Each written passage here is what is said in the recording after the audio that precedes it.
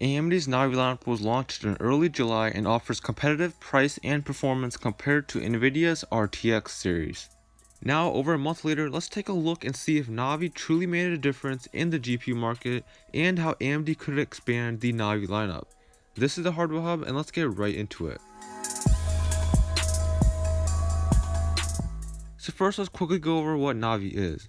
Now, Navi is the newest architecture from AMD and is coming after the Vega series. So far, the only cards that have been officially announced and released are the RX 5700 XT and the RX 5700.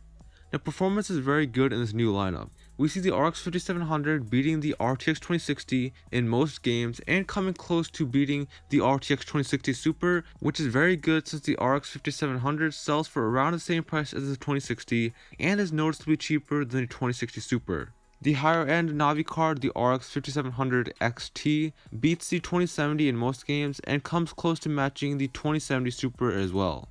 I think it's very good that AMD cut their prices when Nvidia announced the Super series because it makes the Navi series a no-brainer in this price range. If AMD didn't cut their prices, the Navi cards would definitely be a tough sell. But the way that things are right now, AMD cards offer roughly 5 to 10% less performance, but at a noticeable discount compared to the respective Nvidia counterparts. In many cases, you can overclock the Navi cards to match the RTX Super Series performance, and in some games that are optimized for AMD cards, something like the RX 5700 might actually beat the RTX 2060 at stock settings. AMD is easily the winner in this price segment by offering better value cards at lower prices. Of course, in the PC building community, we have seen a lot of people buying Navi cards, but only time will tell how AMD cards sell in pre-builds and among consumers who aren't as into hardware news. Now, the cards that we're talking about right now are in the price range of $300 to $500. Right now, AMD does not have any Navi cards outside of this price range. I would love to see a couple new Navi cards at the $200 and $250 price point to compete with the GTX 1660 and 1660 Ti. Right now, this price range is entirely dominated by Nvidia and is definitely a popular price point for new graphics card buyers. Now, of course, this is only what I want. Right now, it's uncertain what's actually going to be released. Now, of course, there have been some leaks, the most prominent of which is a CompuBench benchmark, which features a Navi-based GPU with 1536 RDNA cores, 8GB of GDDR6, and a clock speed of 1900 MHz. A GPU like this will perform about 40% slower than the RX 5700 XT, so it will likely be targeted for 1080p gaming. Hopefully this card will retail for less than $200 and will be the successor to the current RX 570.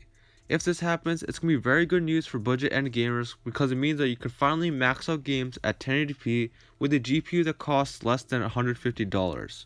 If AMD nails the low to mid-range market, which they have a very good track record of doing with GPUs like the RX 480 and 580, then we will likely see a rise in AMD GPU ownership and market share, especially if they get it in before the holiday season.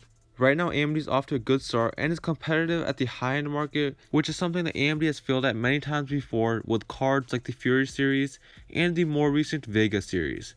Only time will tell how AMD will perform, but they are definitely at a good start with the Navi series. Now let me know what you think about Navi and what you want to see from AMD in the comments down below. I will also have the RX 5700 and RX 5700 XT linked below, so check those out if you're interested.